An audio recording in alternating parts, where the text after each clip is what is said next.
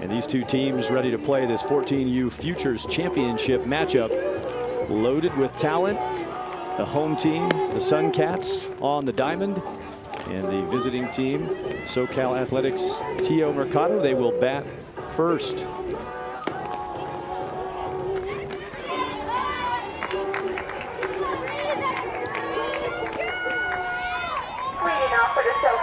SoCal Athletics, Tara Testa will be the leadoff batter. There's Testa, the center fielder, at the top of the order. Alexa Neal and Emily Tidd, the first three in the order. Kenzie Bolin waits in the 4 hole if somebody can get aboard in the top of the first inning. And for the Suncats, their pitcher, who has a hobby of music. Today she'll do her lead duty, which is pitching, and that's Brianna Hardy. Yeah, they call her Breezy. She'll throw a fastball, a rise, a curveball, and her changeup is more of a drop ball off-speed pitch. And she's really the go-to pitcher for the Suncats out there. They lean heavily on her in the circle.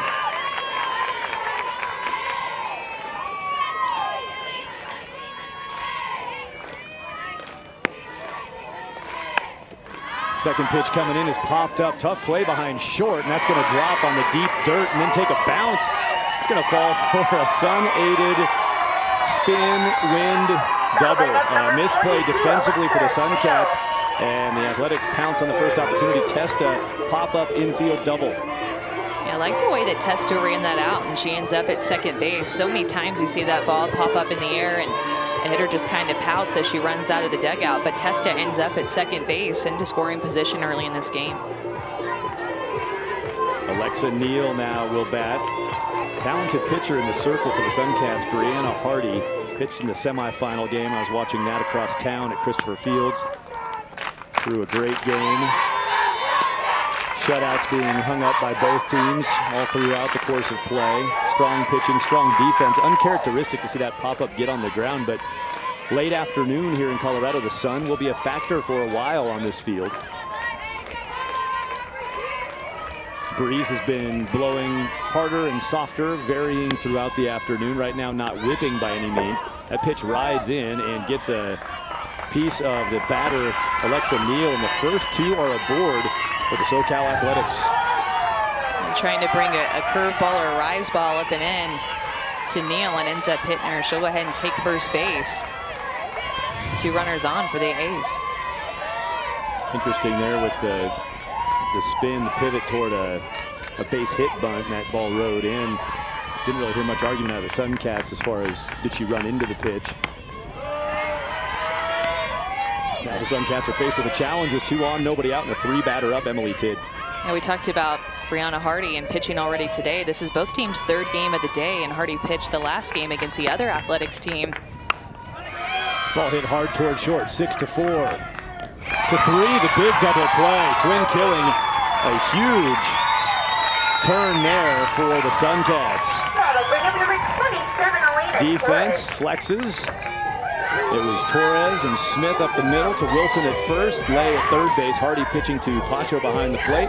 Bejarano, Anderson, and Carly, the outfielders for the Suncats. And that 6-4-3 DP, pitcher's best friend. Is that your best friend? Yeah, absolutely. Every pitcher's best friend.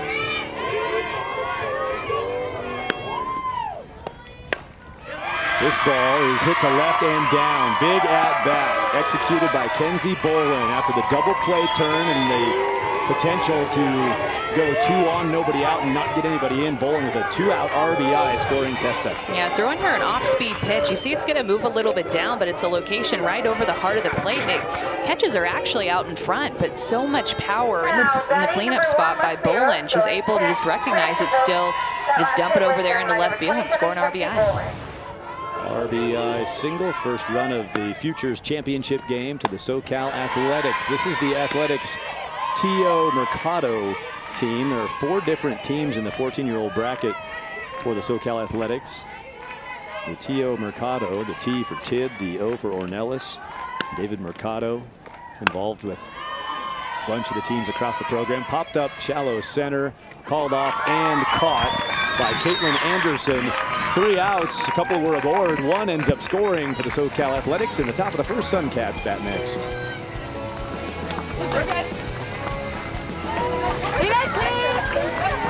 Drop.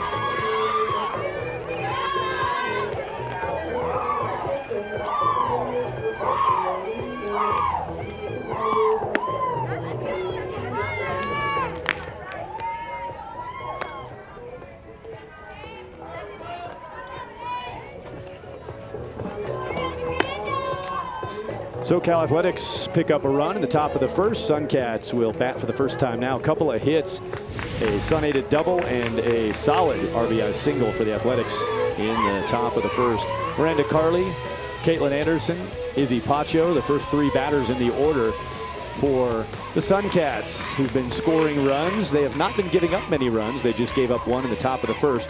It's Alina Torres in the cleanup spot waiting should a Suncat get on base in the bottom of one. And the pitching strong both ways for these two teams. And the SoCal Athletics, they will bring out their own strength in the circle. Mia Marinakis will take the circle. Actually going to use all three of their pitchers. Marinakis is going to throw the first 2 innings. Has a nice rise ball, likes to mix it with their changeup. Can throw that rise ball to multiple levels to chase and through the zone.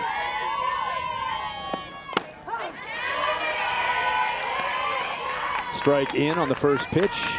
Miranda Carley out of Tucson, Arizona. Suncats based out of Tucson. They've got some Phoenix area players, but the hub is Tucson. That's where the leadoff batter hails from, and she's going to hail from first base now.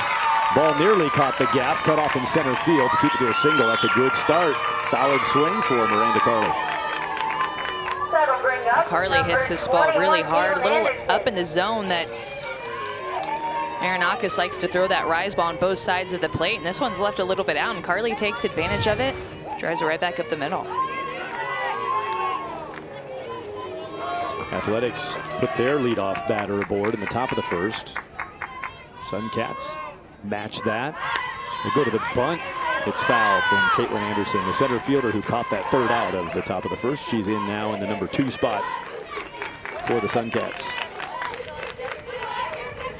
What do you think of that name, Suncats? It reminds me of Arizona. It does. I want to be part of that, but I can't wear that name with any kind of credibility. That's pretty cool. A little bit of sun in the desert. Love the yellow helmets too, like the sun beaming off of the top of the player.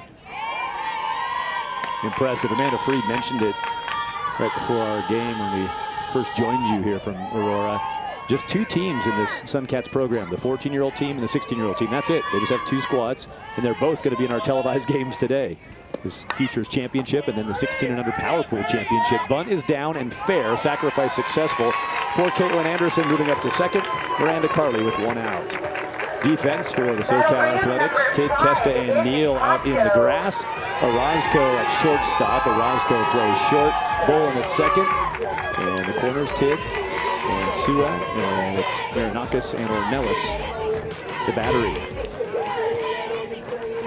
And one of the biggest reasons that the A's wanted to start Mia Marinakis is because she's one of the few pitchers that actually hasn't pitched against the Suncats, so they've yet to see her. But Miranda Carley did a nice job of getting on top of her early and now moving a runner into scoring position. Nice execution by them.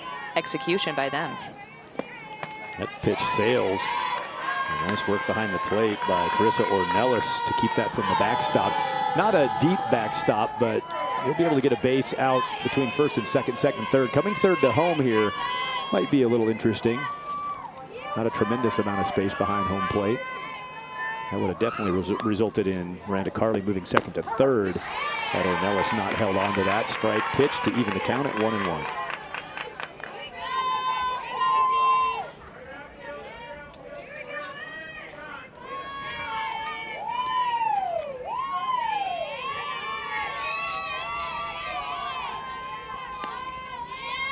Izzy Pacho swings on a 1-1 count. 47-mile-per-hour pitch is drifted to center field. Catch made by Tara Testa. 2 down, runner on second. Bottom of the first with Suncats batting. Hey, you can use hashtag #IPlayTCS. You know, every year the Sparkler and the Fireworks have trending power. You can get in the game, use hashtag #IPlayTCS. And one thing I think people ought to do today is, if you're watching this Futures Championship and you got a dog in the hunt here, tweet who you think's going to win it, what player you're out there rooting for, what you know about a couple of the players on the diamond featured here in this Futures Championship.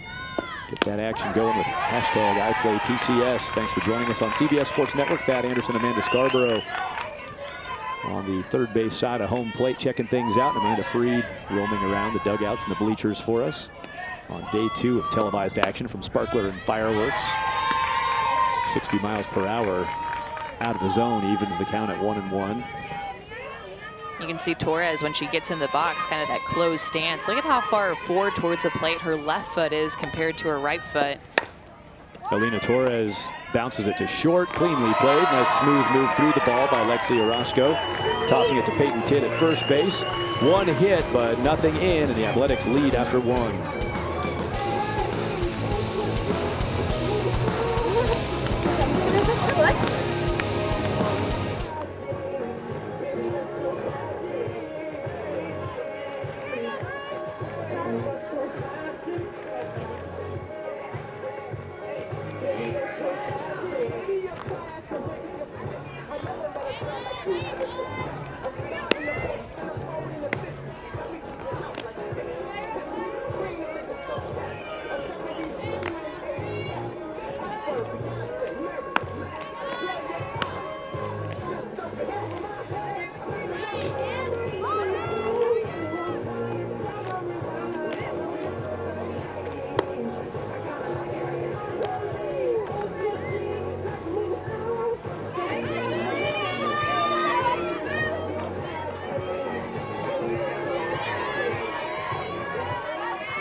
For the Athletics, we have number 13, Peyton Tidd.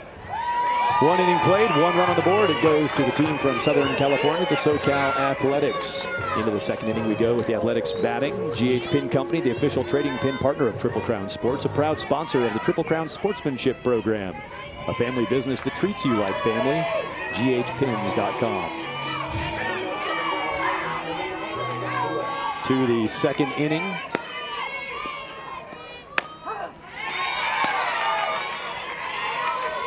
In the second inning of work for the Suncats starting pitcher, Brianna Hardy.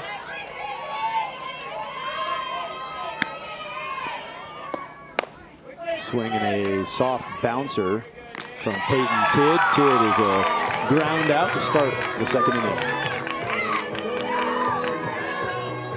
Like that head coach Todd Judge of the Suncats told me before the game that Breezy Hardy in the circle is just really wildly in control. Doesn't really walk anybody, but wildly in control, he calls it.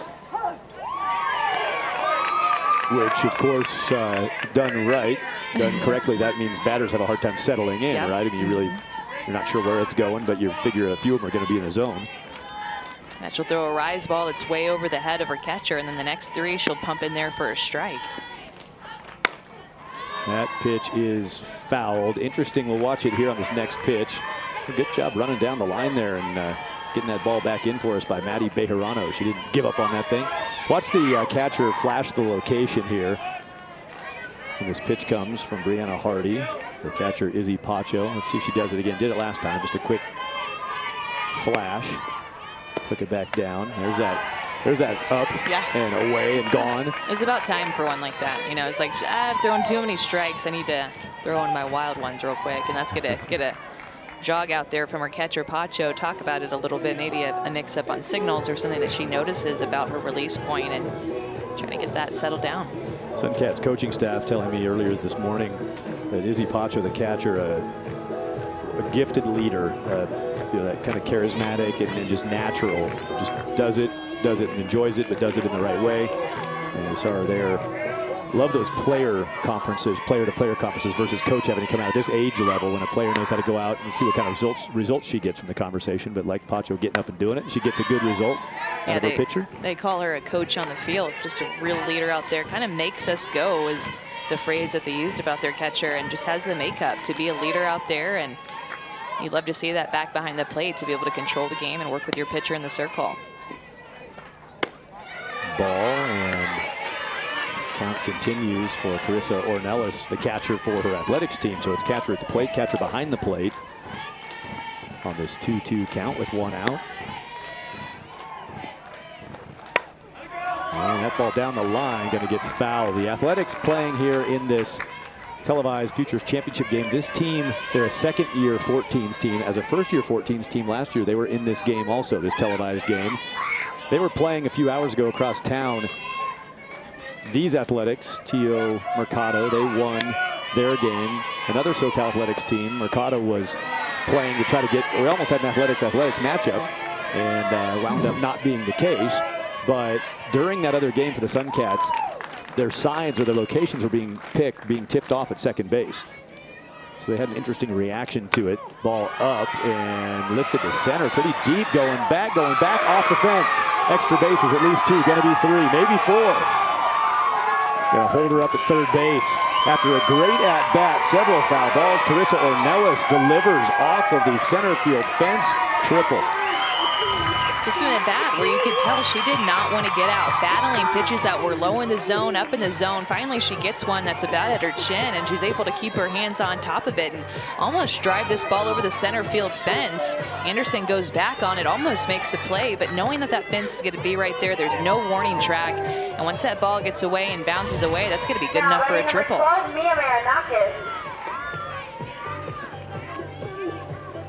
Great at bat by Ornelas, you said it.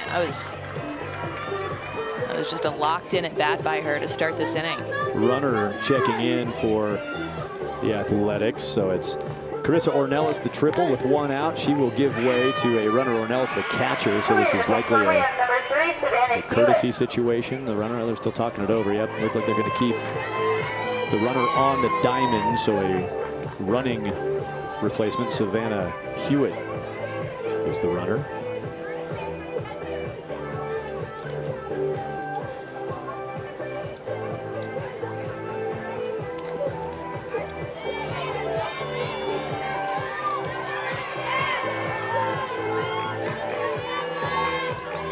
So now at third base, Savannah Hewitt with 1 out.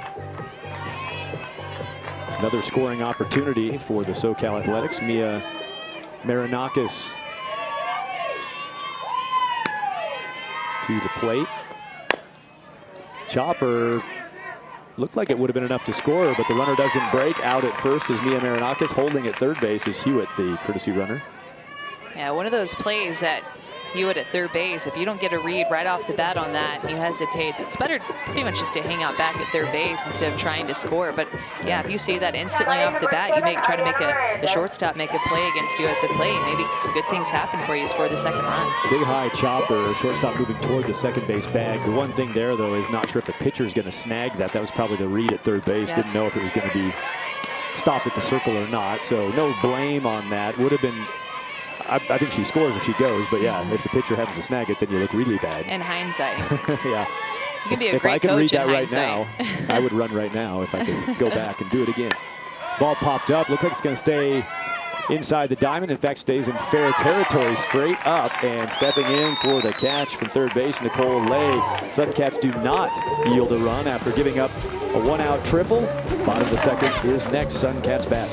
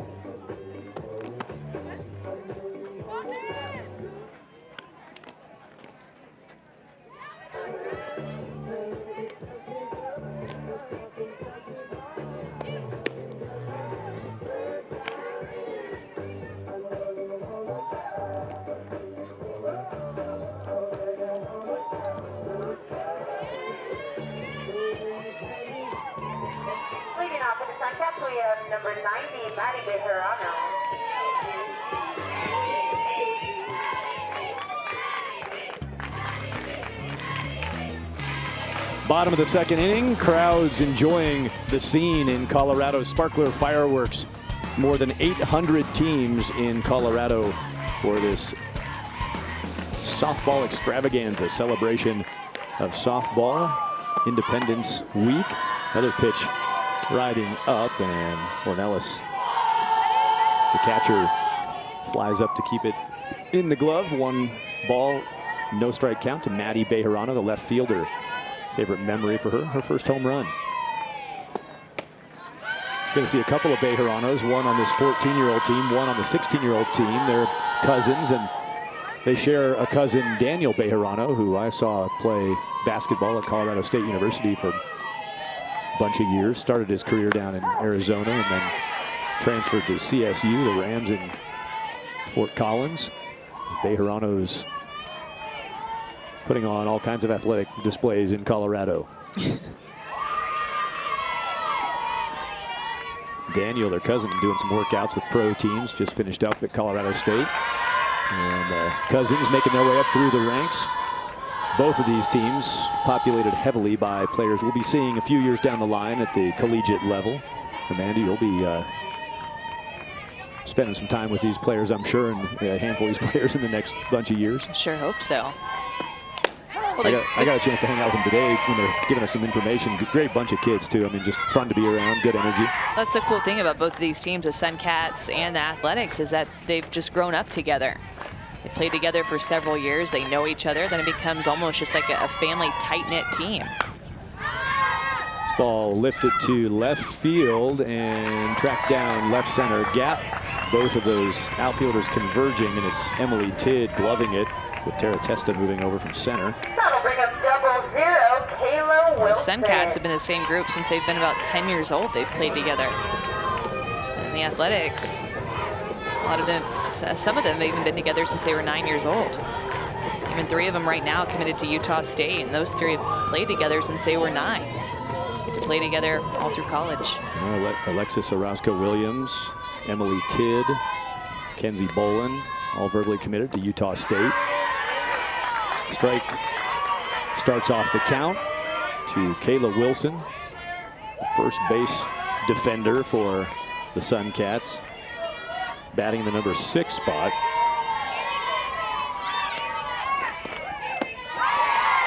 There's a strike. Being able to mix that off-speed pitch, Marinakis is, and you can see the down movement on it. 46 miles an hour.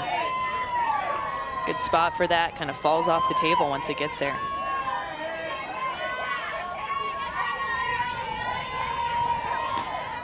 Oh-2 count, 1 away. Great pitch. And if you're not going to get a strikeout, you love it when your pitch results in a 1-bounce softy back to you as the pitcher. You get a chance to throw them out and get an assist. Oh, absolutely. Just an easy candy hop right back to her. Especially on a pitch that's way outside. And impressed that Wilson was even able to get a bat on it. But that's what you can do for a good pitch location by Marinakis. Throw that pitch about 2 balls outside. See if you can get the hitter to chase it. And all they're going to do with it is a nice and easy ground ball back to you.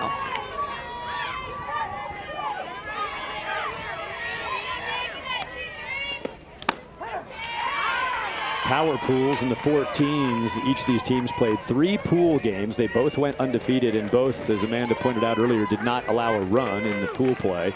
And they both played a quarterfinal and a semifinal this morning. They're both sitting at 5-0 so far in Colorado. Ball will go left, not out of play. Bounces on the side track, the dirt track before the fence, but gets down, no out. And another pitch coming for Nicole Lay.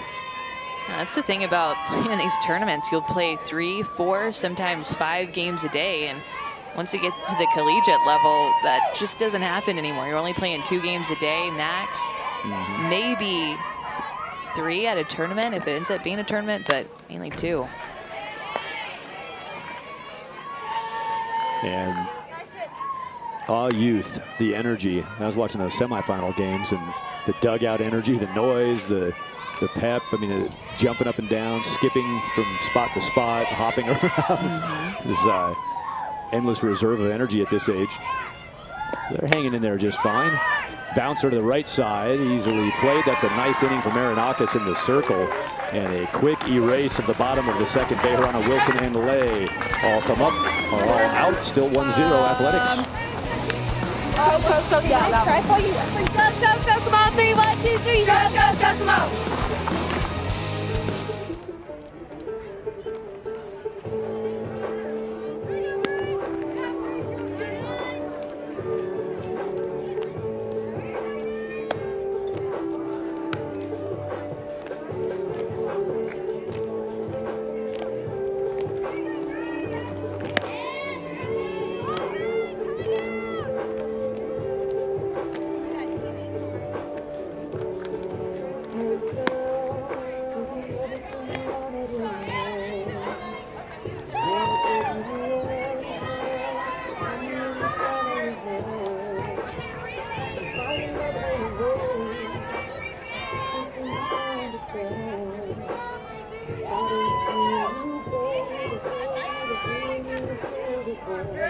Leading off for the Athletics, we have number 10, Jada Sue. 2 innings played, 1 run scored by the SoCal Athletics. They bat now in the top of the third. Gatorade knows that every victory starts from within. Within is the determination to come up big when it matters most, but it also takes training and fuel. Win from within. The Triple Crown Sparkler and Fireworks are fueled by Gatorade. Amanda, did you manage to get your pockets filled with Gatorade here around the park? This ball to center is going to be a quick out. 1 pitch, 1 out. Starts the top of the third. How much Gatorade have you consumed today? You know, I haven't. I have to tell you. And when I'm playing, I like Gatorade. When I'm working, I just like water. Oh, okay. That's fair enough. You know, just. But yeah, as a player, you use that fuel. You use the Gatorade fuel. But not when I'm just sitting here calling me. I don't feel like I'm working out hard enough for Gatorade does a great job of supplying, among other places, this 12-field park at Aurora Sports Park with Gatorade for the players throughout the course of the tournament here on this dozen-field complex. Players staying powered up, fueled up, hydrated. Long week of softball. But by the smiles you see, not only on day one, but at the end of the tournament, you still see a lot of smiles in the faces. This is a big experience for all these teams. Again, 800 plus. We only get to see a few of them on TV, but don't be fooled. They are crawling all over the Denver metro area and northern Colorado. Things extend up to Greeley, Colorado, Loveland, Erie, Johnstown, and back south down I-25. Yeah, you really can't go into a restaurant without seeing some softball players or coaches or parents there as well with you. Yeah, and expect to wait a little while. There's a lot of business being conducted here now. The kitchen's a little backed up. A couple strikes, couple balls against Tara Testa, back to the top of the order. Testa hitting for the second time for the Athletics. She doubled and scored the game's only run to lead off in the first inning, and that double again, just a bloop over shortstop that had big spin and the sun behind it. Suncats pitch goes up, and another is just going to drop in again. No, good running effort from right field. Miranda Carley gets over. I thought Testa might go for a couple of short-range doubles. Yeah, see, nice singles. It almost got in there, but good job by Carley to cover a lot of ground out there and hustle over to that line to field it. Testa is the second out of the top of the third. There's a line out to center field that started the inning. That was from Jada Sua. Appeal down to third, and that's no swing. Ball is recorded. Alexa Neal, one of the players for the Athletics who's really seeing the ball well this tournament, has hit a home run already this morning. Known for her aggressive base running, can slap, swing away. Bouncer to short, pull, or to first, pulls the first base defense away from the bag, but not a problem. Soak that up and get back to the bag. Kayla Wilson makes the unassisted step at first base, and Alexa Neal is out. 3 up, 3 down. First time in this game that the SoCal Athletics have gone in order, and that ends the top of the third. Bottom of the third comes next with the Suncats trailing by 1 and batting in the bottom of 3. Going to get a chance during today's game to talk to each dugout. One of the coaches will be put together for us, and we'll kick that off right now. We'll get over to the first base dugout, the Athletics, and Amanda Freed is over there for us. Thanks, Thad. So I'm here with head coach for the Southern California Athletics, Brian Tidd, and your team looks sharp today. It's only 1-0 early in the ball game, but assess your performance so far. Real good. I mean, I think this game, we told the girls from the get-go it's going to be a one-run game. So we play this team a lot. We respect them a lot, and every game we play against them, it's tight. So it's going good. Mia had a couple good innings of pitching. We're going to have Brianna throw, and Peyton will throw last, and I think we'll be okay pitching-wise. And your organization overall has created quite a culture. And how does this type of organization or this age group benefit from seeing the experience at the higher levels, and then those girls grow on to be successful at the collegiate level? Yeah, you know, Dave Mercado, my partner in the academy, his two daughters are very, they've got about 7 national titles to their name, and one plays at Oregon, Danica, and Mo's at Arizona, and these girls have kind of grown up to see them, and that's kind of what's kind of spurred, you know, basically these girls and what they want to do and where they want to be, and they're very, basically, they're the role models for these kids for sure. Thank you so much for your time. All right, thank you so much. Good to hear from the SoCal Athletics, Tio Mercado, and their dugout. We'll hear from the Suncats momentarily. About another inning, we'll get a chance to talk to them. Thanks to Amanda Freed for roaming around down there for us. New pitcher now in the circle for SoCal Athletics, and this is not a surprise, Amanda. You knew this was coming? Yeah, they said that Vasquez was going to throw innings 3, 4, and 5. So we utilize all 3 of their pitchers and just give them a chance to play in a big game on TV. And they trust all 3 of their pitchers. It's always a nice thing to have. Brianna Vasquez takes over in the circle, the number 21 on your screen, sends in her first pitch and sends a strike at 60 miles per hour.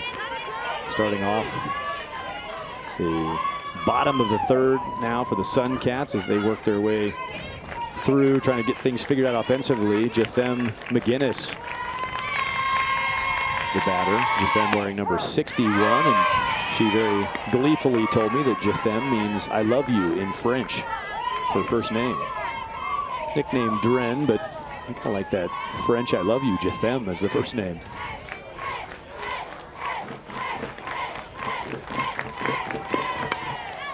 Fouled on an upstairs pitch. Yeah, everything from Vasquez is going to be upstairs. She has upspin on everything. Her curveball and her screwball doesn't really work down in the zone, but because of that upspin makes her rise ball even better and can induce some pop-ups and that are nice and easy for her defense to field, and also get some good swings and misses once that rise ball is working.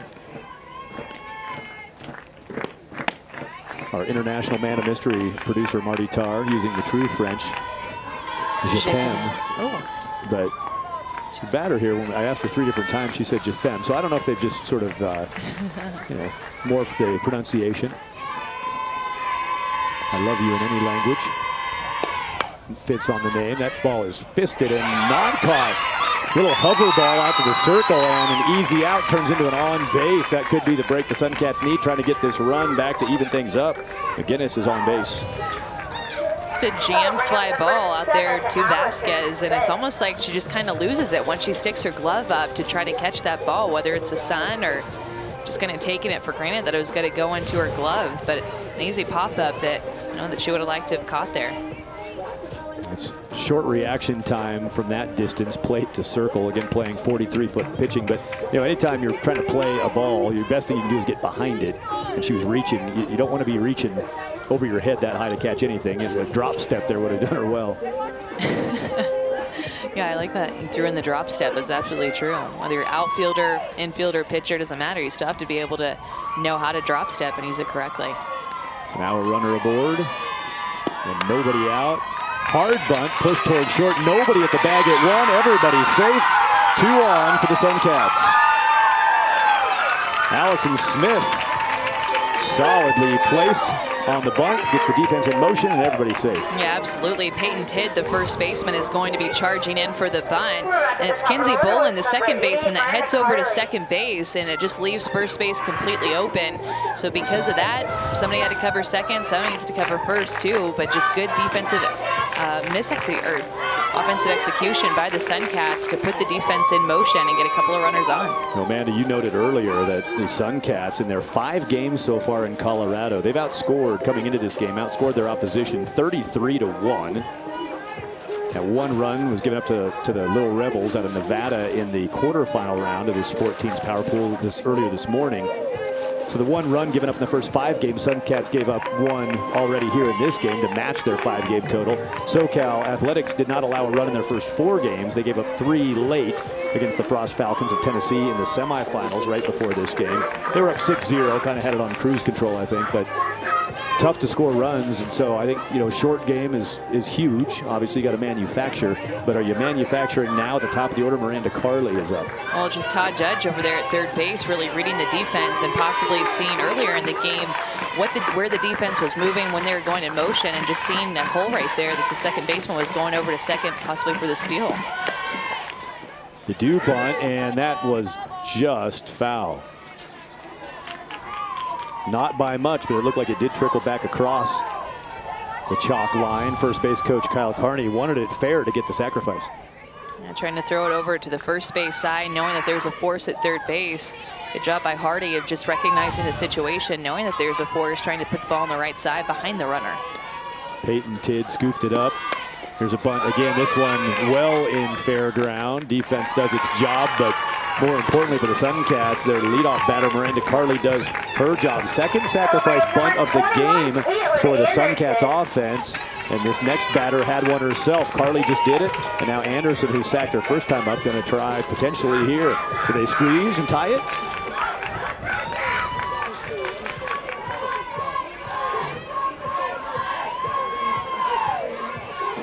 What do you think, Coach Scarborough? Are you going to put the squeeze on? No, I'm going to let her hit away. Got 2 Had a out single there. early on, feeling good up at the plate, leadoff hitter. Caitlin Anderson swings, misses on the first pitch, 0-1 count. So Anderson batting, and the number 3 spot, Izzy Pacho waiting on deck. Pacho popped out to center field her first time up.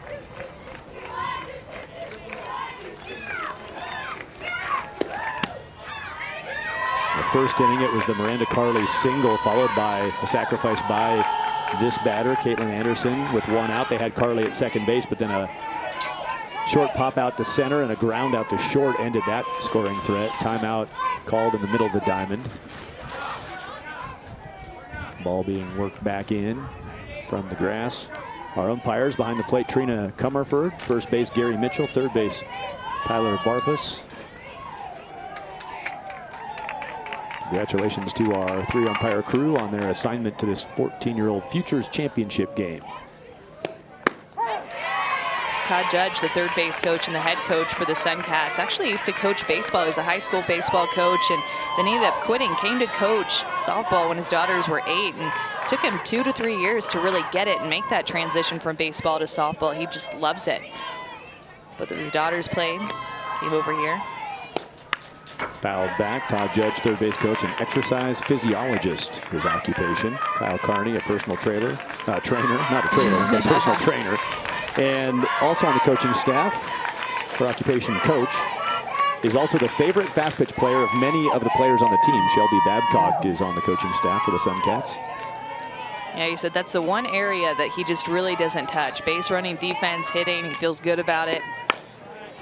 Ball is struck well to center, tagging up at third. A little late on the departure from third, but enough to get home and tie the game. Tagging, scoring, Jathem McGinnis crosses the plate on the sacrifice fly. Second sacrifice of the game. One a bunt, this a fly, a liner by Caitlin Anderson. Yeah, it was, and it head out there to Testa. McGinnis is going to tag and score pretty easily, because that was deep enough out to center field where it's just no big deal. You know that you're going to score that tying run. But just great execution by the Suncats in this inning to get a runner to third base for the sacrifice bunt, and then he sacrificed flyer in. Just seen so much execution in this tournament the past couple of days, being able to get the bunt down and just really being a selfless teammate. Yeah, you don't get that bunt down, and that ball doesn't result in anything, because you're not going to probably tag second to third on that ball positioning. Every 60 feet, hard earned. Each team has put a run on the board. Now in the bottom of the third. Izzy Pacho, still a runner out there. A 2-out RBI for the SoCal Athletics in the first inning, got them the lead. Can Pacho come through with a 2-out RBI in the third to put the Suncats on top for the first time? Strong swing, but a fantastic pitch. That had great angle and great pop. Brianna Vasquez brought it And you know, Thad, sometimes they even forget the youth that's out here on this field. This is just a 14-under game, and still 2 levels that are higher, 16U and 18U, but just the overall mechanics and just understanding of the game is impressive here. Yeah, a lot of 2018 grads on the field. They've still got a lot of high school ahead of them, and you're right, Amanda. Watching not only the caliber of play, but the physical, the athleticism, the physical stature of these players, you kind of forget how really young they are in the game. And that's always that checked. Going to ask for help, tough slot, and they're going to ring it up. Out between first and second base, it's a ring up on the appeal, and Pacho offered at it. That will end the 3rd inning. Suncats get a run, tie it up. Here's that check swing ring up, went around. 3rd inning is over.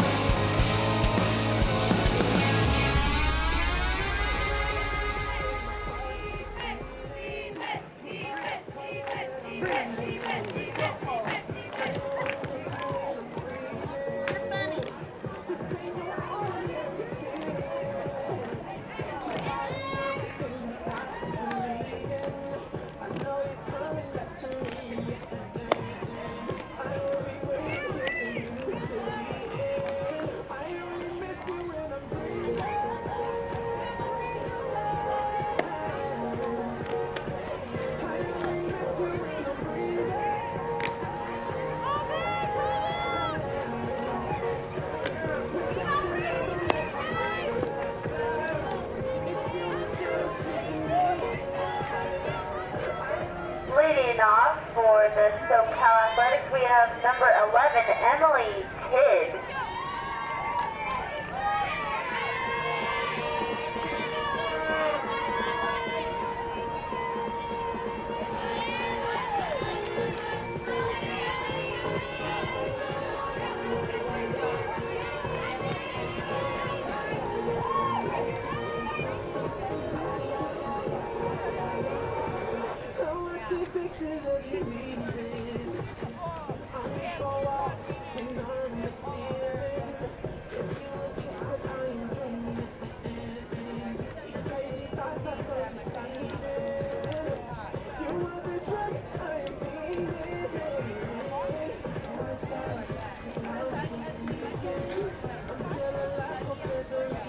Working our way to the middle portion of this Futures Championship game. Pleasant day in Colorado. Partly cloudy skies keeping the temperatures down. We're tied 1-1 after 3 innings in this Futures Championship.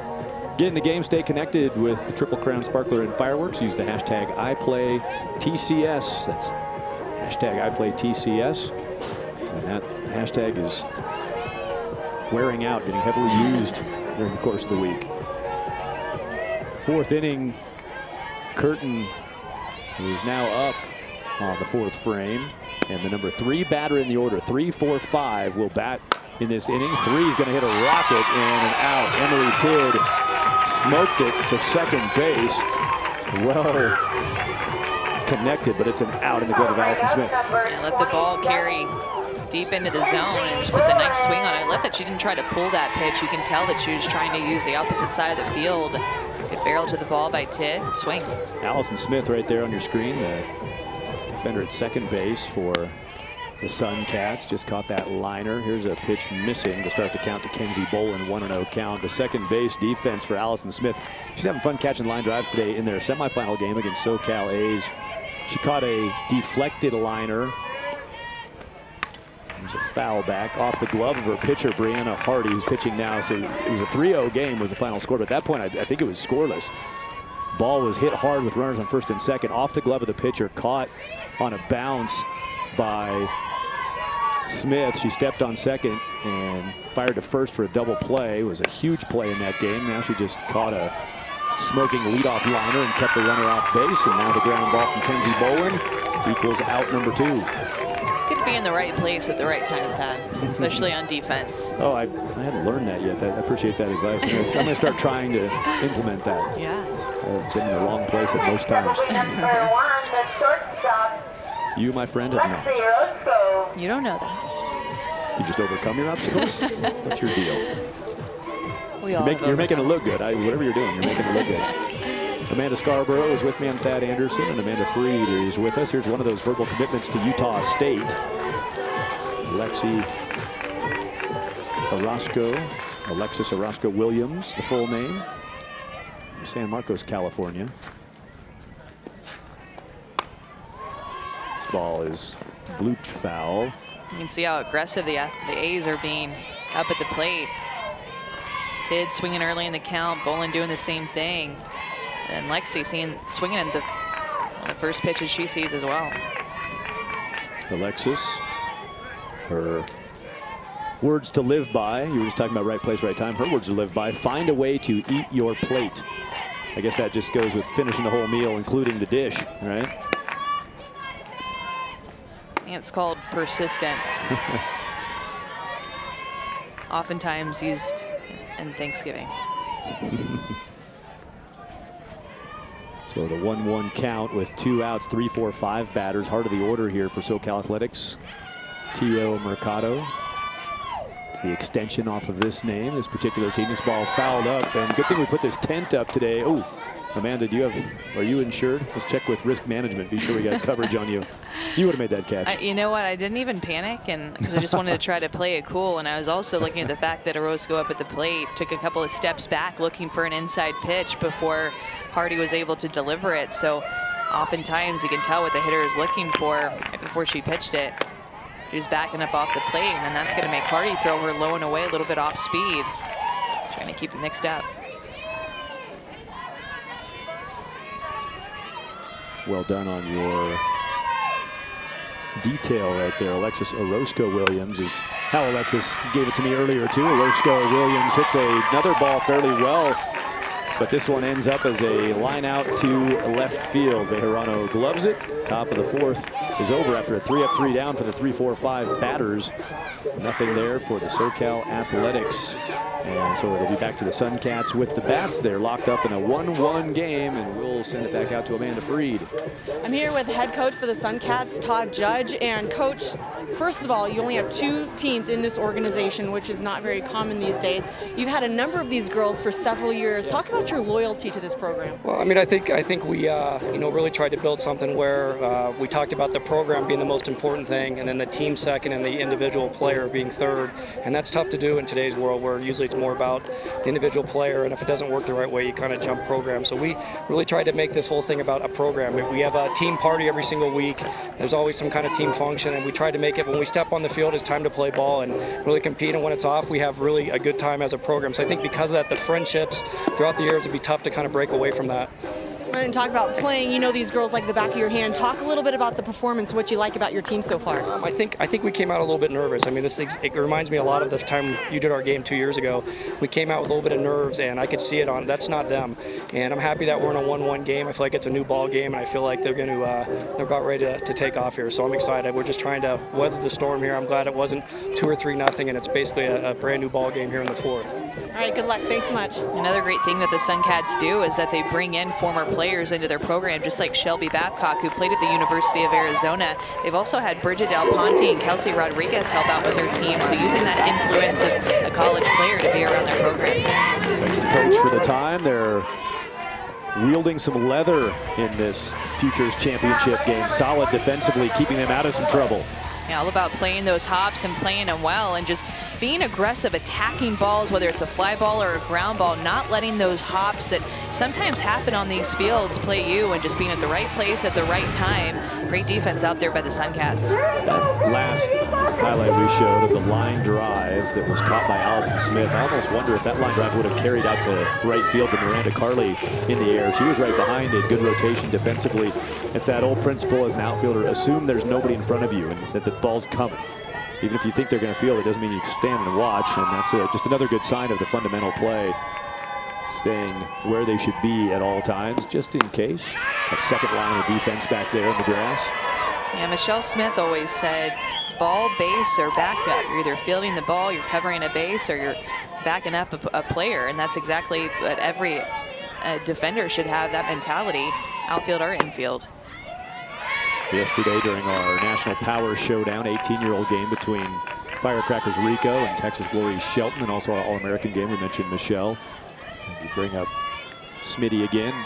We say hello to Michelle. She's been with us the last several years in Colorado, not able to be here this year just due to some other obligations.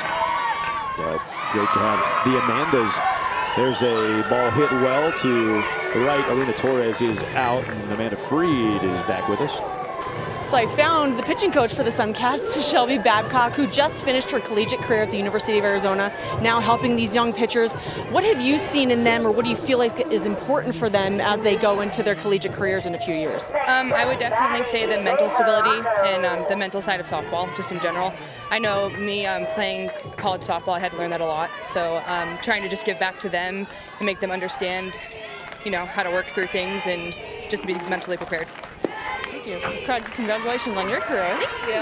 Thank you very much. Shelby back in the homeland here in the Denver area. Grew up in Broomfield, went to Legacy High School, and then played her college days at Arizona, and still kind of splits her time. Spends some of her year coaching down in Arizona, spends a part of the time in Colorado. That's pretty cool. Just fresh out, you know, just finished up the college career and right into helping the young players. And she literally just graduated in May and gets to be out at the ball field and helping kids from the state that she just played at. Pretty awesome. Favorite player, Shelby Babcock right there. Yep. Maddie Bejarano appreciates and respects the ball that was played by Shelby Babcock. Second inning of work in the circle. The Athletics planning that pitching rotation for this game. Brianna Vasquez continues and gets a strikeout here. 2 down. A couple of quick outs here for Vasquez, just going right at the hitter. Up and out, has that up spin that's moving away from a left-handed hitter. Thanks too. Now to the left side batter's box. Kayla Wilson. Kayla grounded back to the pitcher her first time up, a different pitcher last time she hit. Seeing Vasquez for the first time.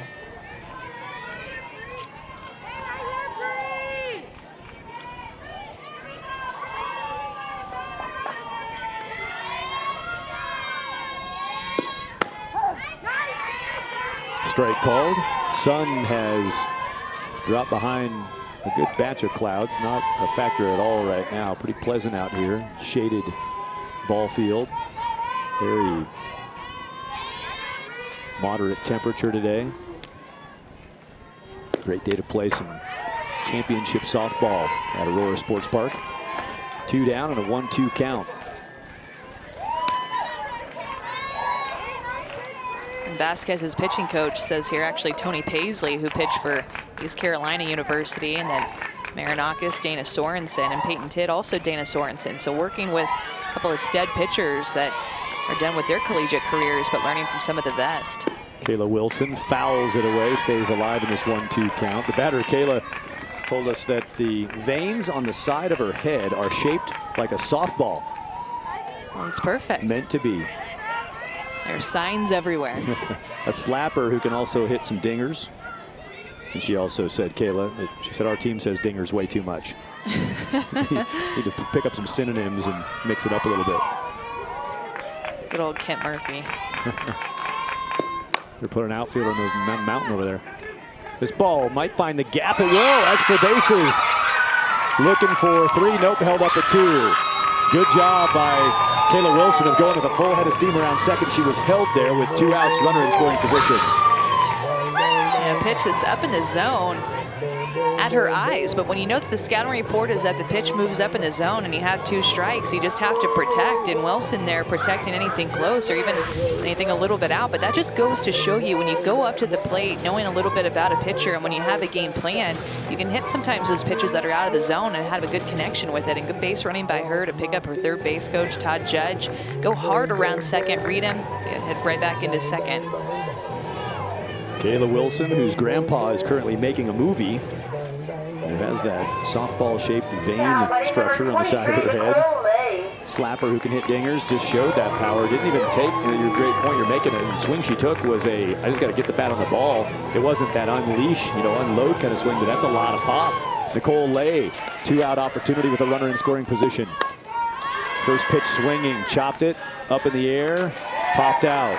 SoCal Athletics, who earlier in this game had a 1-out triple and didn't score. There they see a 2-out double that will not result in a run for the Suncats.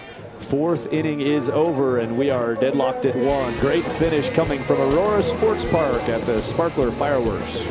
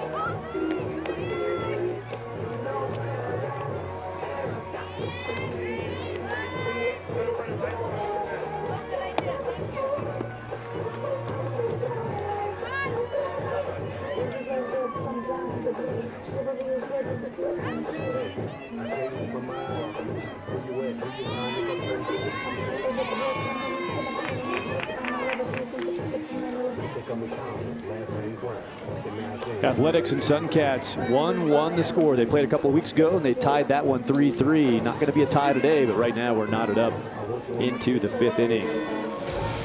Spend your 4th of July weekend with CBS Sports Network. The toughest riders and fiercest bulls are on display all day, Friday and Saturday. The PBR Star Spangled Marathon starting Friday morning, 10 a.m. Eastern, right here on the 24-hour home of CBS Sports.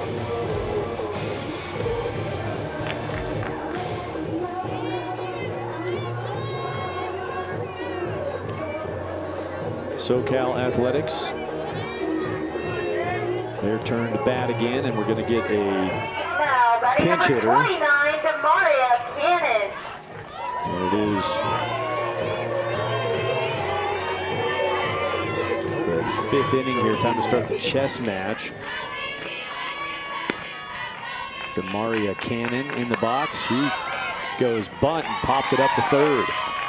Easy out. Caught by Nicole Lay. Lay was the pop-up victim to end the last half inning, and she catches one to return the favor on the pop bunt from Demaria Cannon. Interesting thing about Cannon, and you get to see her a lot in that at bat, but she just turned around to the left side. Hasn't even been a year, but because of her speed, they want to see her turn around, be able to put the ball on the ground and show off that speed a little bit. Even on a pop-up, I was just watching her get down to first base, and she's got some wheels.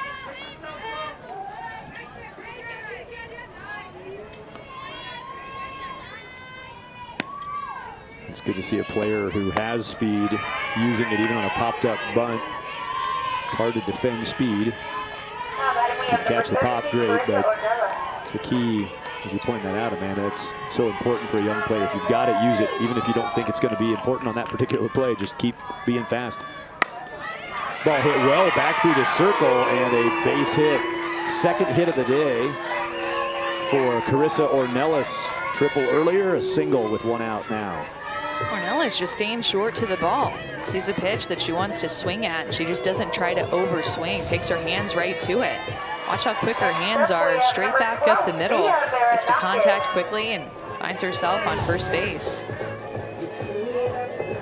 Last time aboard, Ornelas stepped off for a runner, Savannah Hewitt. Coaches are conferring right now. We had a chance to talk to the coaches. Amanda Freed checked in with them for us for the last couple of innings. And while we're thinking about that, good chance to commend both coaching staffs, SoCal Athletics' Tio Mercado, the managers, Brian Tidd, Fernando Ornelas, head coach is Greg Testa, and David Mercado. And for the Suncats, head coach Todd Judge, Kyle Carney, Shelby Babcock. We have talked about him, but always like to acknowledge them as a group for the work they're doing. Mia Marinakis started as pitcher, still hitting in this game with 1 out and 1 on, and the score tied 1-1. Toward the middle, lay down, grab in the dirt, out at second and safe on the back end of the DP try, but another 6-4 middle of the diamond out, and that's a great stop, keeping the ball on the infield. Well played by Alina Torres. Absolutely. This ball was hit well. It's kind of one-hop, so she steals a hit from Marinakis, and she's played perfectly to take that step towards the middle of the field and just give a toss to her second baseman, Allison Smith, for the force out. Marinakis got down the line just in time to make that a fielder's choice. 2 down on the middle force out.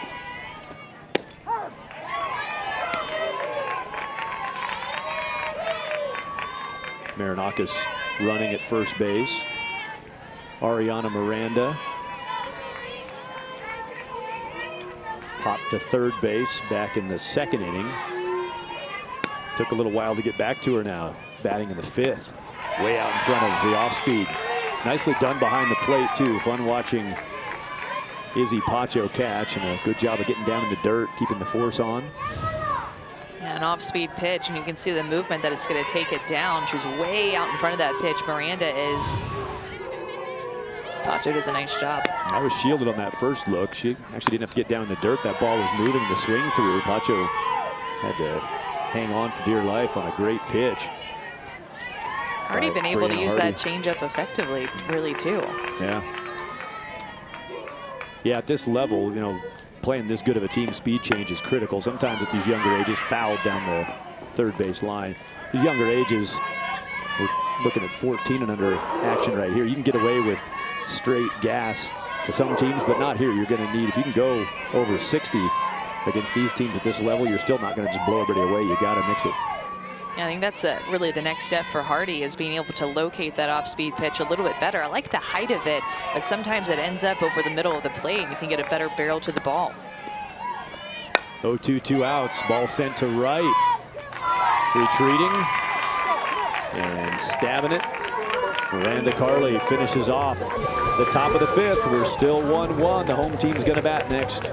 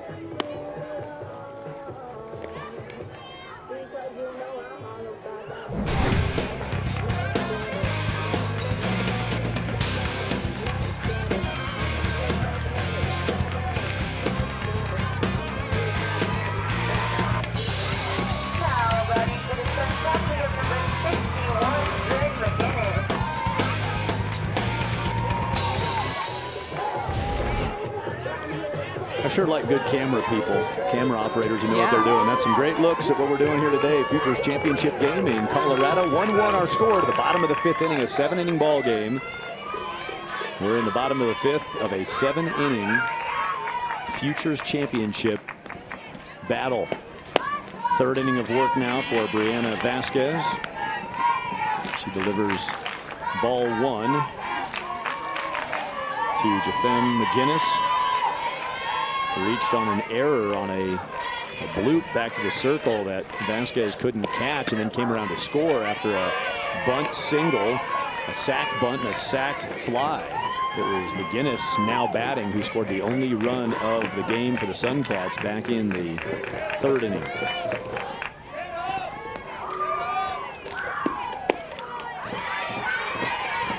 Pitch missed. I like the work Trina Comerford's doing behind the plate. I like how this game's being called.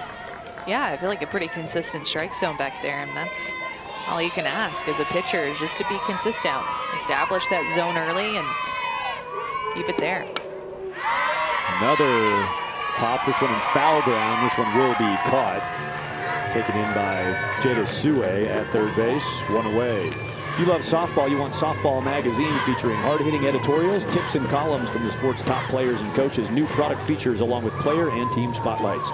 Softball Magazine, America's source for softball news. Check them out at softballmag.com.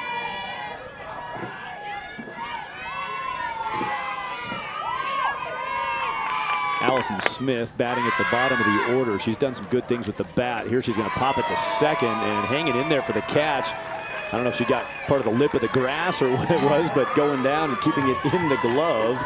Out recorded with a little extra drama. And just a little flare at the end for Kenzie Bolin out there at second base. It was almost too easy for her, and then I think it was the lip of the grass. But important thing there, no matter what, she holds on to the ball, doesn't let it come out of her glove. And gets that second out. Kenzie Bolin, I also really appreciate that, the presence to stand up and laugh about that, not be embarrassed or grumpy. Hey, it's an out. I don't care how it looks. So you'll check your pride and check your sense of self at the door or find a way to make an out. And see how choked up Miranda Carley is up at the plate. A couple of inches that she's choking up on the bat. Has a hit and a sacrifice bunt in the game. The top of the order, Miranda Carley. We're taking a look. Miranda playing first base, Ariana Miranda. Watch that sail foul. So the last name Miranda playing D at first. The first name Miranda batting at the plate with a 1-1 count, 2 outs.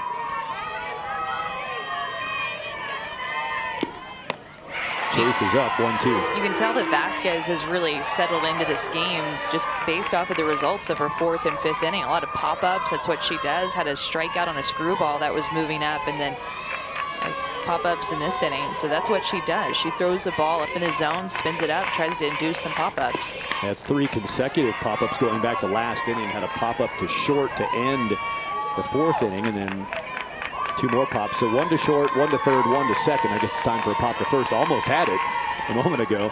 That would be the quadruple trick of pop-ups, serving the entire infield a chance to catch one. What is one more than a hat trick? I think a golden sombrero.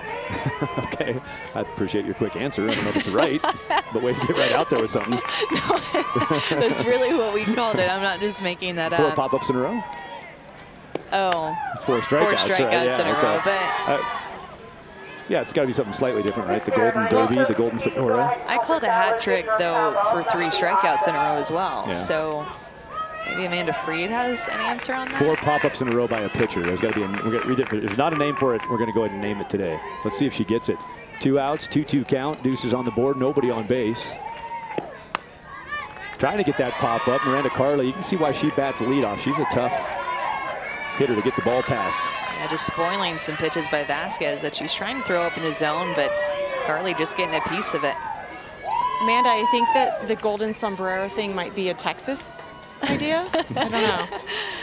Oh, man. I have to Google So it. Amanda Freed, what's the California thing then? Yeah. Oh, I'll have to get back to you on that. You got time, couple innings. We don't have a run rule coming here, so we're going to be around for a while. 1-1 score in the bottom of the 5th. There is the pop-up. Back toward the third base side, reading it, finding the third base coach, and then clearing the ground. Jada Sue catches her 2nd pop-up of the inning. Another one to second base. It's 3 up, 3 down, still at 1-1.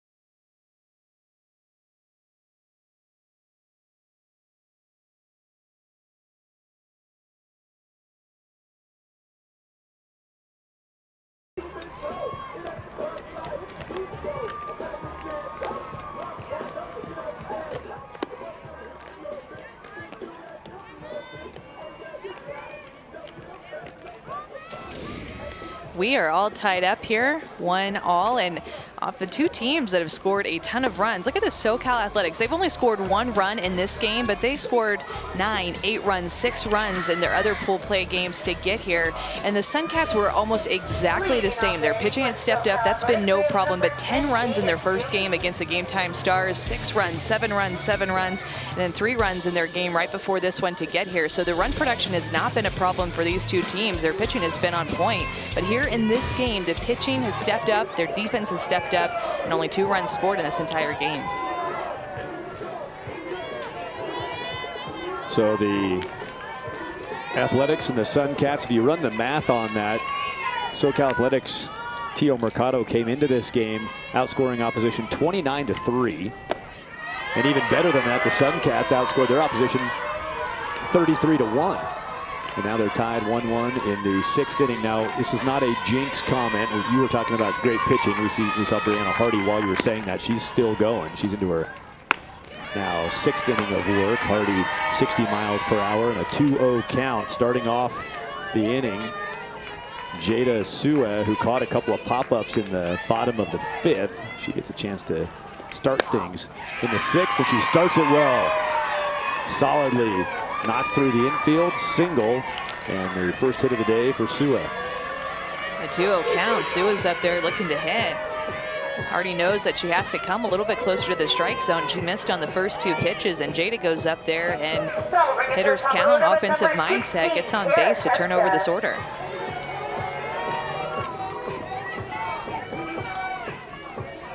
It is back to the top of the order. Tara Testa doubled and scored her team's only run in the leadoff at bat. She doubled and then came around a couple of hitters later on a 2-out RBI by Kenzie Bolin. That's the only run of the game. A chance to do something productive from the top of the order for Tara Testa, the center fielder for the Athletics. So back to the not about a jinx right here. Not mentioning extra innings trying to influence any kind of outcome, as some believe that the headset has some kind of mystical powers over the outcome of the game. But international tiebreaker is what would happen if they went extras. It's a 7-inning regulation game. If they're tied after 7, they'll go to international tiebreaker. And Amanda, how's that going to look? How's the international played out? Then the last out from the previous inning will start at second base, and each team will go ahead and start no outs, runner at second base, and try to get the game moving to see if they can score a little bit more runs. This ball drifted, going to be a little bit of trouble, and not trouble for that shortstop. She is good. Playing the number 6 spot in the defense, Alina Torres slides across the dirt grass transition for the out. She's just so aggressive. She wants to be the one that makes the outs, even though she was almost going to run into her left fielder, Bejarano. And Torres just staying with the play, not scared at all of a collision, just more importantly, trying to make that out. That's a huge out. That's the top of the order swinging that. And that's not terribly different than the ball that Testa doubled on earlier, but this one's caught. Good point, yep.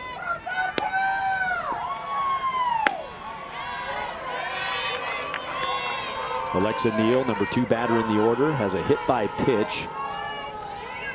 And then was part of a 6-4-3 DP turned against her team by the defense of the Suncats that involved the shortstop, Alina Torres. To the second base defense of Allison Smith, who made the throw to first base with Kayla Wilson. So that 6-4-3 DP back in the first. And after the hit by pitch for this batter, Neal, and then a ground out to first base unassisted. Lauren Chamberlain, charted by Alexa Neal as her favorite player. Bunt is put down and going to be tough. Not in time. Good speed down the line. Alexa Neal is on 2 aboard with 1 out for the SoCal Athletics in the top of the 6th. It's a good thing about having a little bit of speed in a sacrifice bunt situation. Sue gets a good jump over there too. As soon as she puts it down, there's no force out at second. And Neal coming from the left-handed side beats that by about a half a step, but finds herself on first base too.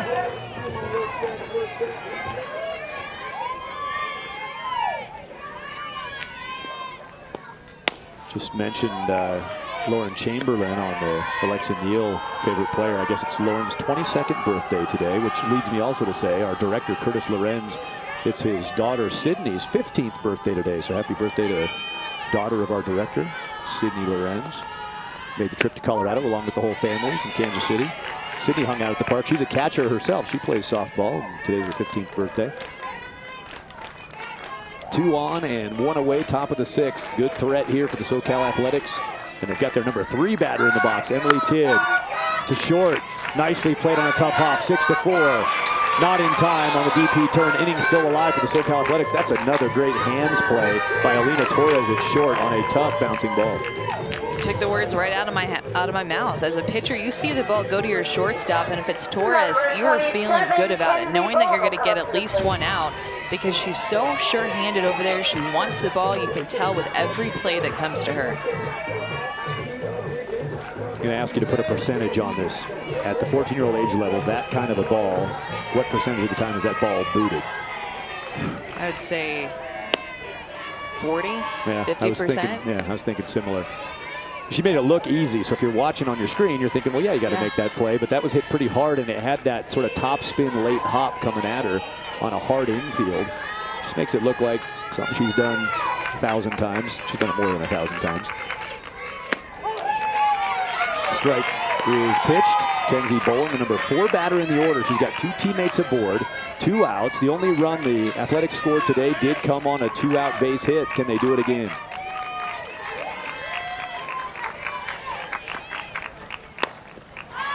Up it goes.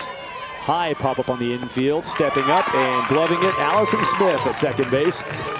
2 on, but nothing in. We stay tied at 1. Suncats, bottom of the 6th. They'll swing it.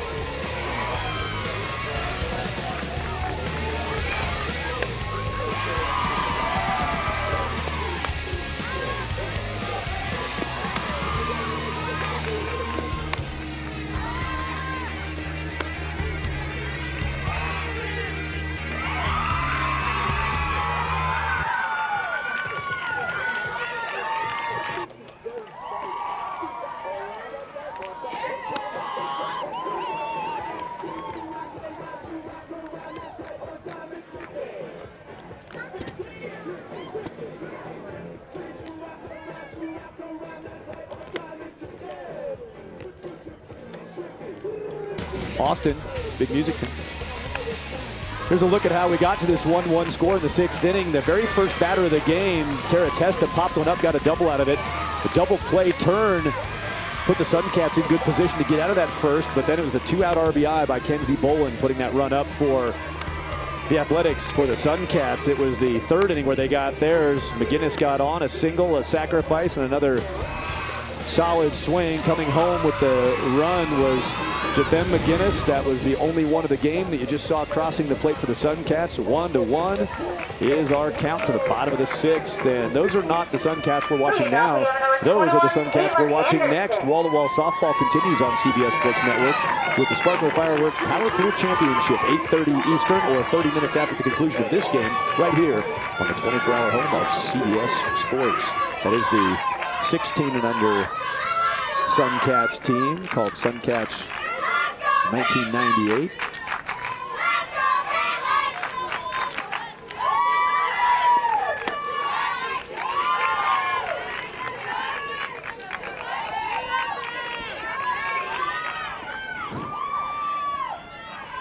Peyton Tidd, as they're following the recipe, following the plan that you talked about, Amanda, as far as the pitching duties. Peyton Tidd taking over in the circle. So this is the 3rd pitcher in the Athletics pitching sequence.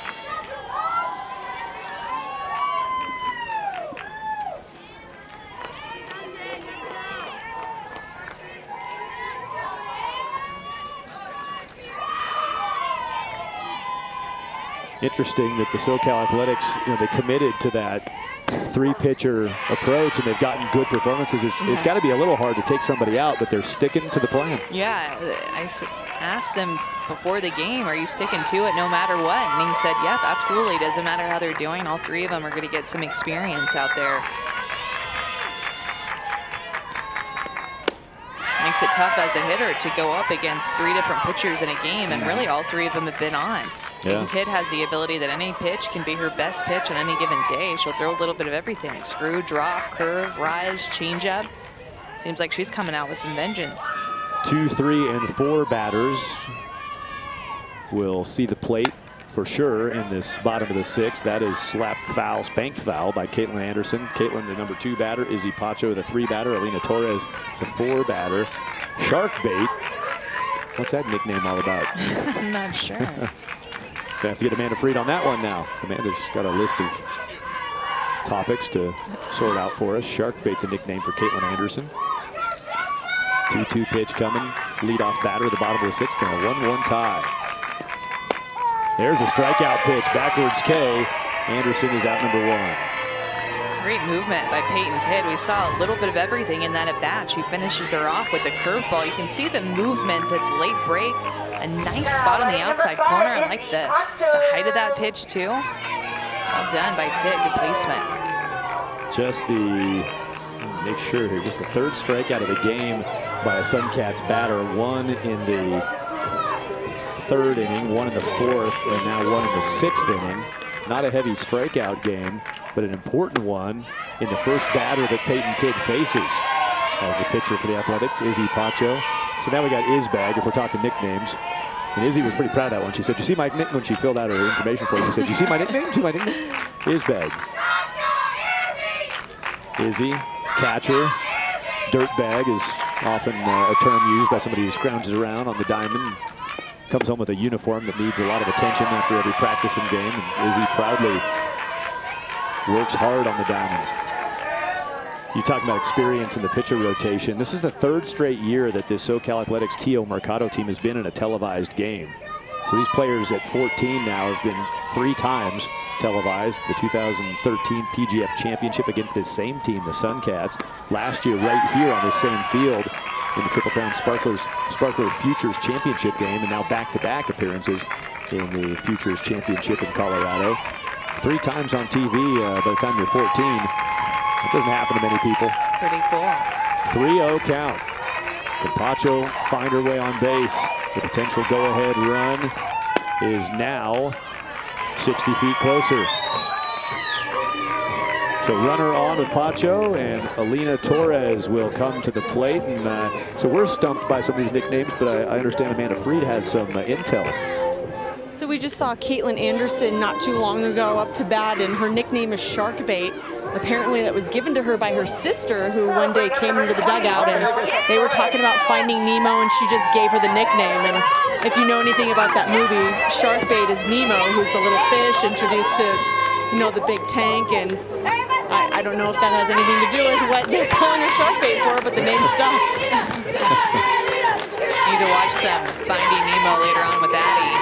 That's a fantastic film. Yeah. And the young daughter of Amanda Freed, Addie, here in Colorado. She could probably use a movie with Mom tonight and check out some Nemo. I don't know, Amanda. Addie's not in Finding Nemo, so she might not like it as much.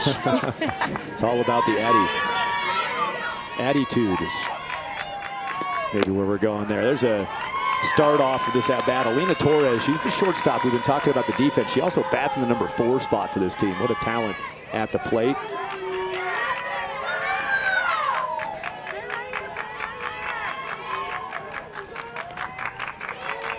Caitlin Anderson reached by a walk with 1 away. Bounced toward the bag. Bobbled. Safe. The pinch runner for Suncats, Haley Tenori. Haley Tenori hustles from first to second, trusting that something good might happen, and the ball bobbled. An error at short, 2 on. Orozco, the shortstop, is going to keep her feet moving good. She knows she's going to try to head over to second base for that force out, but just takes her eyes off of it for that last hop. Seen such solid defense for both teams, and really that's what these kind of games come down to, is who's going to make that mistake that allows that one run to come across and makes it a one-run ball game. The two runners who are aboard got on this inning by walk and error. The only run of the game that has scored for the Suncats got on board by an error. McGinnis back in the third reached on an error in the circle. Came around to score that one run. Now in the bottom of the sixth, 1 out, 2 on. Big situation for the Suncats. A chance to take the lead and get 3 outs and take the win. Athletics, who have not allowed much of anything in Colorado, only 4 total runs, including today's 1 run. In this, their 6th game in Colorado. Can they keep hanging up inning zeros? Going to be tough now with 1 out, 2 on, and good hitters at the plate. Maddie Bejarano, the number 5 batter in the order. Looks at a 2-0 count. There's a strike and a 2-1 count with 1 away. Peyton Tidd in a little bit of a jam. And as the home team, you know that this is your chance to win the game. Right here, you score a run, go up on top, and then you go out and get 3 outs. Suncats have only had 2 runners on base at the same time. One other time in this game, it was back in the third, and they scored their 1 run in that inning. Snap to second. In time. Huge play from behind the dish. A timing play, a called pick down to second, and they poach the runner. Ornelas with the throw. This is exactly what a catcher who has a live arm back behind the plate can do. From the knees. From the knees. Catching coach Jen Schroeder, I know that she's a catching coach who teaches stuff like that. And a pickoff at a clutch time, a game changer right now for the Athletics out there on defense. Wow, what a play. Now that would have been a tie-breaking hit, most likely. It's a solid single. Good answer by Maddie Bejarano. She answers the pickoff by blasting a rocket 2 on again. Yeah, short and compact to this inside pitch. Good barrel to the ball, driving it to the right side of the field, and then hustling down to first base, so the right fielder has no chance of throwing her out. Runners at first and second. Elena Torres moved to second on that base hit by Maddie Bejarano. Got to think the runner had the pick not happen. That would have been, you got to send him, see what happens. Huge play. Force a throw. That's a huge defensive moment for the Athletics, but a great answer by the bat of Maddie Bejarano. Kayla Wilson bats now with 2 on, 2 out.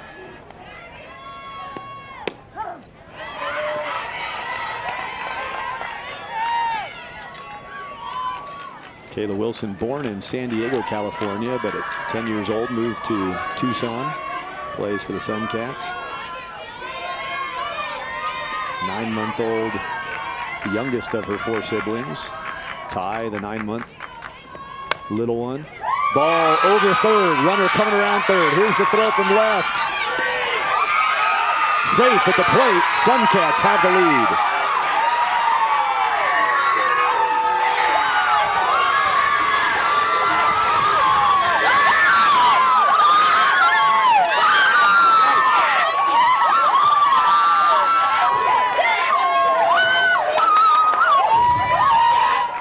No surprise with the way that Torres has played shortstop that she would be the go-ahead run right here. They're sending her all the way, knowing that the play has to happen perfectly on a ball that's hit to the outfield. There's so many things that have to go right in order to try to get that out.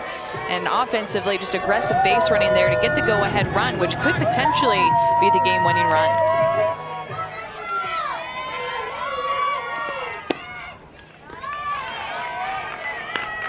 That's Emily Tidd still playing left field. That was a good throw, right on the money, just half a step late. Good hustle there by Torres, just knowing that there's 2 outs, seeing the ball hit, especially out into the outfield, and just knowing what's at stake right there with your run. Suncats up 2-1. They've got Nicole Lay in the batter's box. Nicole 0 for 2 today. She's got teammates at first and second. Bejarano at second base. Wilson at first base after her RBI single. Second hit of the day for Kayla Wilson. She's got a double and a single, 2 for 3. And the go-ahead RBI at this point. The game-winning RBI, if 3 outs can be recorded before anybody scores in the next half frame. You work on base running and turning bags, and that's exactly why right there. If you don't execute everything about how you turn the bag, if you take an extra step in that approach from second to home, you're out. Elena Torres, as you mentioned, Amanda, not only running hard, but running geometrically correctly. Ball popped over the dirt. Shortstop pop out. Lexi Orozco-Williams has the catch. The Suncats have the go-ahead run. Alina Torres scored it. Run driven in by Kayla Wilson. Suncats can clinch it now.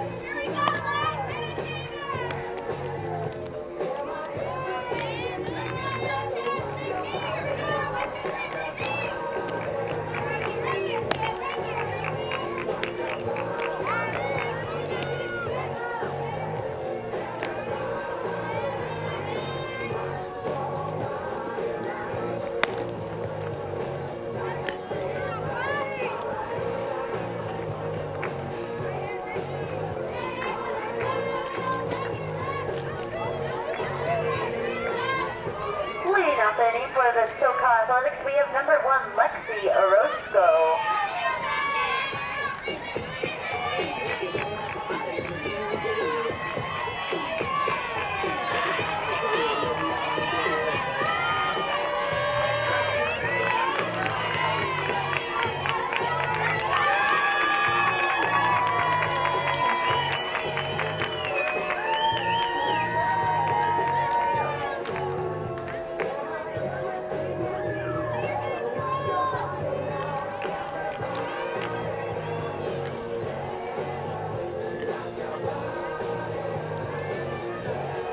Suncats take the lead in the bottom of the 6th and now need 3 outs to win this Futures Championship game. 2-1 Suncats on top. Whatever your game, softball, basketball, baseball, volleyball, treat your team right.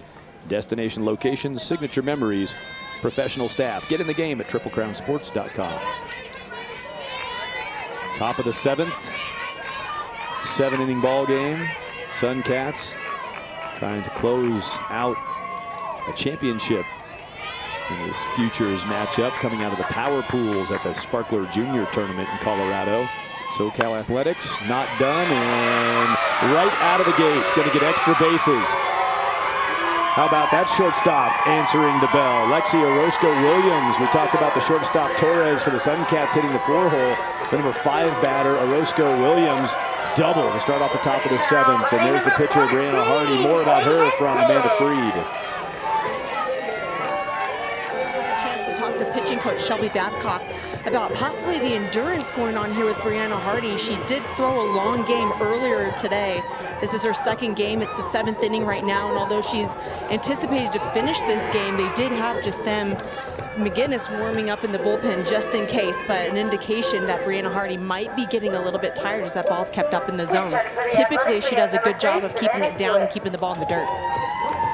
Yeah, and Orozco taking advantage of that mistake, and I think that that's one of the biggest ways that you can tell. As you know, Amanda, the ball will just end up starting to lift a little bit in the zone. You kind of mess up your release point. Your legs start to give out a little bit on you. But also, props to Lexi Orozco, the shortstop, who made the error that led to the run for the Suncats in that last half of the inning. She leads off the inning with a double and comes right back after that error offensively to find a way on base and put herself in a scoring position right away. Peyton Tidd batting with Savannah Hewitt running out at second base, tipping off pitch location. Saw something interesting out of the Suncats earlier today when location was being tipped.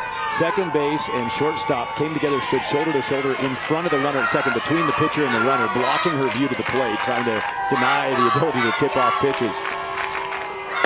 Ball to right side, gonna move the runner 60 feet closer.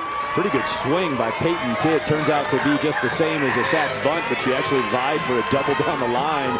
Tidd swings it well, moves the runner along to third. Yeah, just hitting behind the runner. Exactly what you want to do. Runner at second base, no outs. Move that runner 60 feet closer to scoring in a game where you're down by just 1 run. Your 2 opportunities right now to score that runner from third. Yep, that's a big 60 feet. So many more ways to get it done in that position. Savannah Hewitt is running at third base. She ran earlier in this game after a triple and got stranded at that same position. Will she find her way home? The bat is in the hands of Carissa Ornelas. 2 for 2 today, a triple and a single.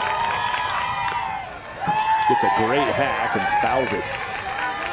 Coming into this game, SoCal Athletics' Tio Mercado averaging about 6 runs per game in the tournament to this point against great competition in these power pools.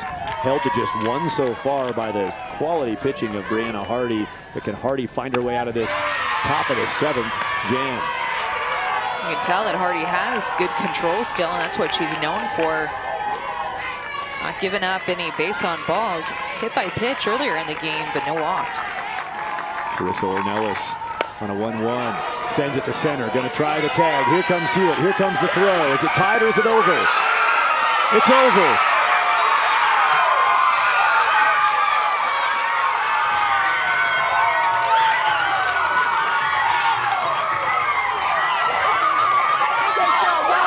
Sparkler Futures champions, the Suncats of Arizona.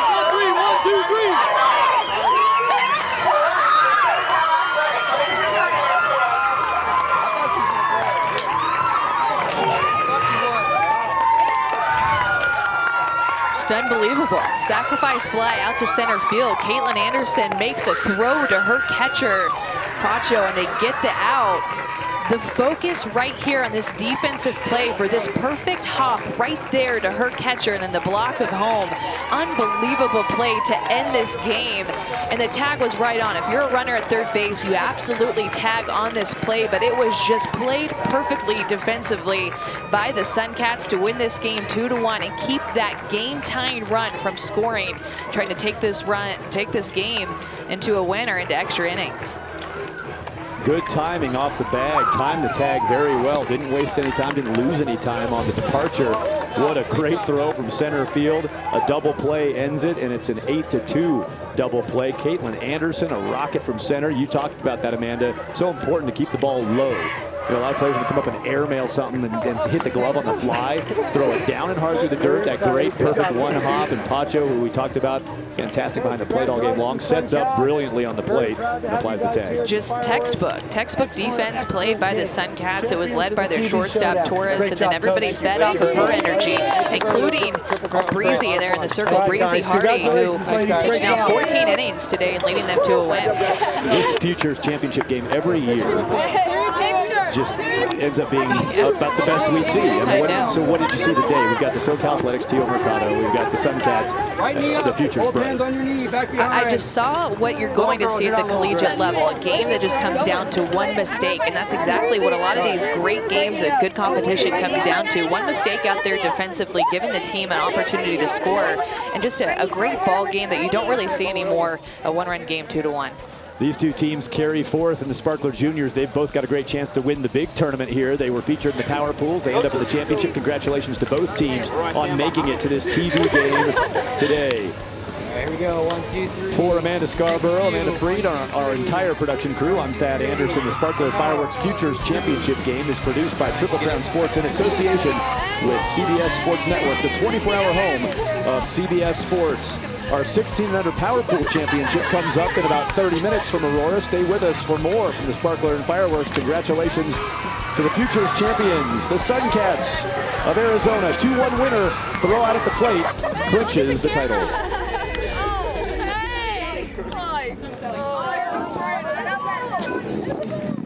Hey. Wait, one more.